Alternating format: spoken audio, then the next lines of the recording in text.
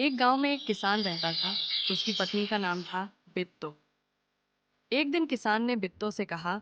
सुबह जब मैं खेतों में हल चला रहा था तो एक शेर ने आकर कहा, किसान किसान, तुम अपना बैल मुझे दे दे, वरना मैं तुझे खा जाऊंगा। बिट्टो ने उससे पूछा, तूने क्या जवाब दिया? किसान ने कहा। मैंने कहा, तू यहीं रुक, मैं घर जाकर अपनी गाय ले आता हूँ। अगर तू मेरा बैल खा लेगा तो हम लोग भूखे मर जाएंगे। यह सुनकर बिट्टो को बहुत गुस्सा आया। उसने किसान को फटकारा। घर की गाय शेर को खिलाते तुझे शर्म नहीं आती? अगर गाय चली गई तो घर में न दूध न लस्सी, बच्चे रोटी किस चीज के साथ खाएंगे? बिट्टो को एक तरकीब सूझी। उसने कहा।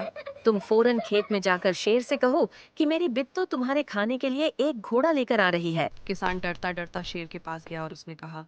शेर राजा, हमारी गाय तो बड़ी मरियल है, उससे तुम्हारा क्या होगा? मेरी पत्नी अभी तुम्हारे लिए एक मोटा ताजा घोड़ा लेकर आ रही है। बिट्टो ने सिर पर एक बड़ा सा पकड़ बांधा और हाथ में हंसिया लेकर घोड़े पर सवार हो गई। घोड़ा दौड़ाती वह खेत पर पहुंची और जोर से चिल्लाई। अरे किसान, तू तो कहता था कि मैं 4 शेरों को फांस कर रखा है। यहाँ तो सिर्फ एक ही है, बाकी कहाँ गए? फिर वह घोड़े से उतरकर शेर की तरफ बढ़ी और कहने लगी। अच्छा कोई बात नहीं, नाश्ते में एक ही शेर काफी है। इतना सुनना था कि शेर डर के मारे कांपने लगा और भाग खड़ा हुआ। यह देखकर बिट्टो बोली। देखा, इसे कहते हैं हिम्मत। तुम तो इतने डरपोक हो कि घर की गाय शेर की हवाले कर रहे थे। उधर मारे भूख के शेर की आंतें छटपटा रही थी। तभी वहां पर एक भेड़िया आया और उसने शेर से पूछा। महाराज, क्या मामला है? आप आज बहुत उदास दिखाई दे रहे हैं।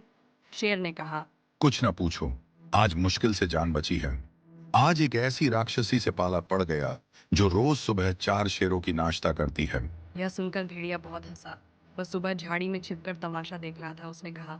भोले बादशाह, वह तो बित्तो थी जिसे अपने राक्षसी समझ लिया था। आप इस बार फिर कोशिश करके देखिए। अगर बैल आपके हाथ न आए तो मेरा नाम भेड़िया नहीं। बहुत कहने सुनने पर शेर किसान के खेत में जाने के लिए तैयार हो गया। लेकिन उसने भेड़िया से कहा।